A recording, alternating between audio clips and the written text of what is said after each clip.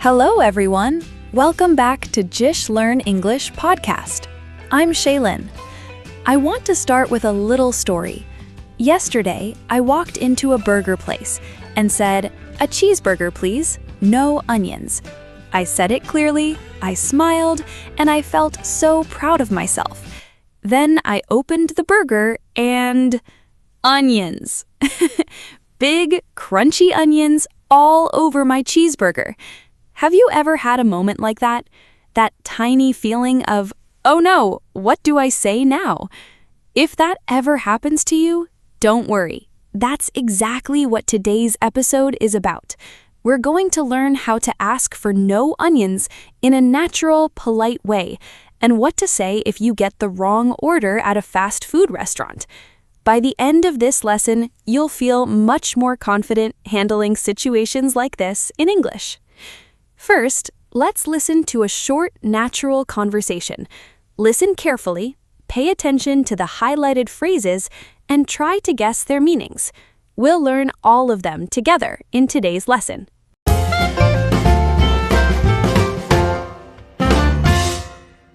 Hi, welcome in. What can I get for you today? Hi there. I'd like a cheeseburger, please. Great. Would you like the full meal with fries and a drink? Just the burger today, thanks. No problem. Would you like to add anything? Bacon, extra cheese? No, thank you. I'll keep it simple.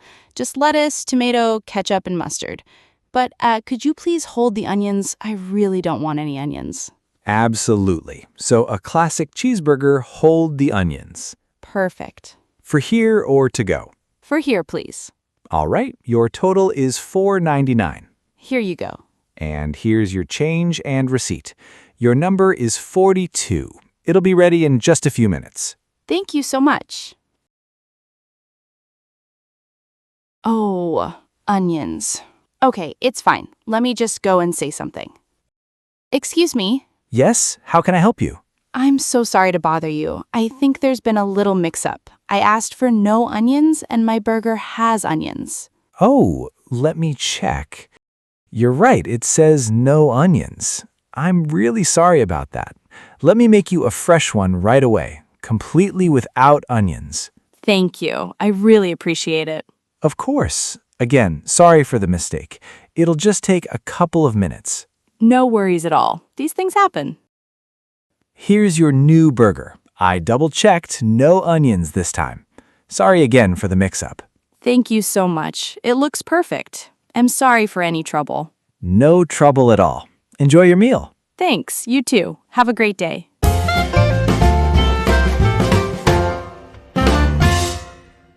Okay, my friend, that conversation was full of little moments that can teach us so much.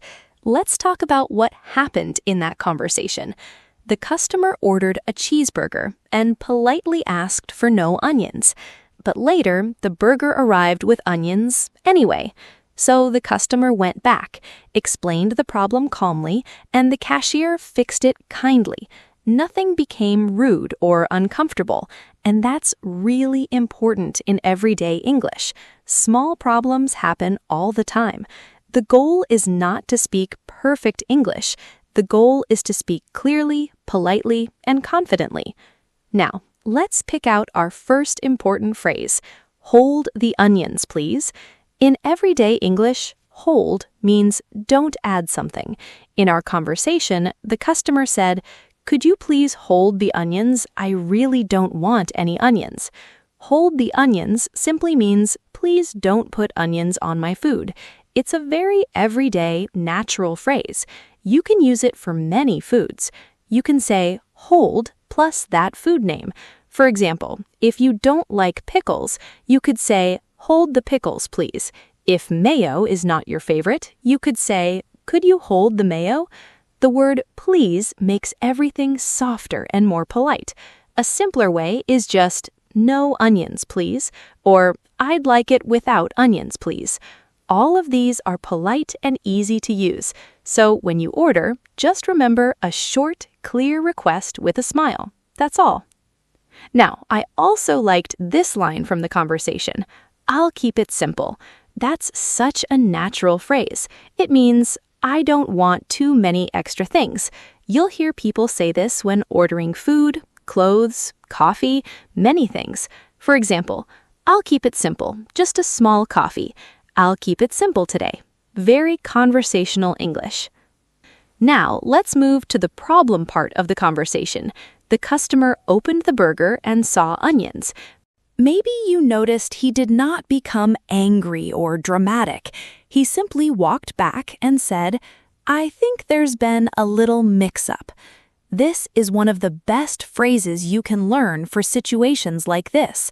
A mix-up means a small mistake or confusion, and this phrase sounds soft and polite. Instead of saying, "You made my order wrong," which sounds direct and a little aggressive, you're saying, "Something just got confused somewhere," and that feels gentle. It keeps the conversation light and friendly. You can use mix-up in many real-life moments. At a cafe, if your coffee is not what you ordered, you could say, "Excuse me, I think there's been a mix-up.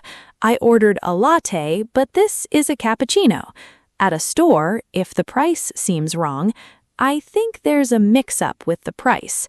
It works beautifully. This phrase is incredibly useful because it helps you solve problems politely. And notice something important here. The customer explained the problem clearly. "I asked for no onions, but my burger has onions." That structure is very helpful. I asked for blank, but blank. For example, I asked for water, but I got juice. I ordered fries, but I got onion rings. Simple structure, very practical English. Imagine this happens to you tomorrow. You open your food, see something wrong, and for 1 second you feel nervous. But then you remember, "Excuse me, I think there's been a mix-up." That one sentence can help you handle the whole situation calmly. Then, did you notice the customer first said, "I'm so sorry to bother you"? He didn't do anything wrong, but starting with a little softness made the cashier feel respected. Other ways you can start are, "Excuse me, I'm sorry to bother you. I'm afraid there's been a mix-up." Here, "I'm afraid" doesn't mean scared. It's just a soft, polite way to introduce a problem. These small words are like opening a door gently instead of pushing it. They make people want to help you. Now let's look at how the cashier responded. The cashier said, "I'm really sorry about that. Sorry for the mix-up. Sorry for the mistake." These are short, natural apologies that native speakers use every day. They sound sincere, but simple. Then the cashier offered a solution. "Let me make you a fresh one right away, completely without onions." The phrase, "a fresh one," means a brand new burger, not the old burger fixed. This is another very natural restaurant phrase. And "right away" means immediately or very soon. For example, "I'll help you right away." "I'll check that right away." Look how the customer responded. "Thank you, I really appreciate it." Saying "I appreciate it" is a tiny bit warmer than just "thank you." It shows you truly feel thankful. You can also say, "Thanks, I appreciate it." "Thank you so much." That's very kind of you. At the very end, the customer even said, "I'm sorry for any trouble," and the cashier answered, "No trouble at all." That phrase, "no trouble at all," is a lovely way to say, "Helping you was easy. I'm happy to do it." If someone says, "Sorry for the trouble," you can answer, "No trouble at all." It's no problem. Not a problem. These tiny exchanges make people feel good on both sides. The customer also said, "No worries, these things happen." This is a relaxed and friendly way to say, "It's okay. I understand. Don't feel bad." It makes the other person feel better right away. You will hear native speakers use "no worries" all the time in casual English. Before we finish, let's quickly look at a few more useful phrases from the conversation. "Just the burger today, thanks." This means you only want the burger, not the full meal with fries and a drink. You can use "just" in many situations. "Just a coffee, please." just water for me. Just a small one. Then we heard, for here or to go? For here, please. For here means you will eat in the restaurant. To go means you take the food with you. Very simple, very useful. And finally, I double-checked this time. Double-check means checking again carefully to make sure everything is correct.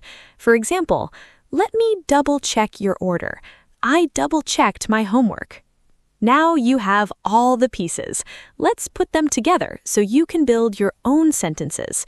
When you want no onions, you can say, a cheeseburger, no onions, please. Could you hold the onions, please? I'd like it without onions, please. All of them are clear, polite, and perfectly natural. Choose the one that feels easiest for you. If you get the wrong order, you can start with, excuse me, I'm sorry to bother you. I think there's been a mix-up. I asked for no onions, but my burger has onions. Then, when the person fixes it, you can say, thank you, I really appreciate it. No worries, thank you so much. See how all the phrases we learned connect like pieces of a puzzle? You don't need to be perfect, you just need to be clear and kind. That's the secret. I want you to imagine yourself in this situation now. You've ordered your burger, it arrives with onions, and instead of feeling nervous, you simply say, excuse me, I think there's been a mix-up. I believe you can do that, and the person behind the counter will be happy to help. My friend, today we learned two big things.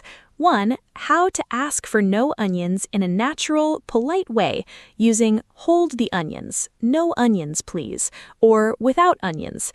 And two, what to do when a mistake happens, starting kindly with, I think there's been a mix-up, explaining clearly and accepting help with a warm thank you. Every phrase we learned is a real, everyday English phrase that native speakers use, and now they belong to you. I have a question for you, and I would absolutely love to read your answer in the comments. Have you ever had a small mix-up with your food order? What happened, and what did you say? Try to use one of today's phrases. Maybe, I think there's been a mix-up, or could you please hold the... I'll be reading every single comment with a big smile. If this episode made you feel a little braver for your next restaurant moment, please like this video and subscribe to JISH Learn English Podcast. It truly helps the channel and lets me know I should keep making more lessons just like this one. Thank you for learning with me today. I'm Shaylin, and I'll see you all in the next episode. Take care, keep speaking English kindly, and I'll talk to you very soon. Bye for now.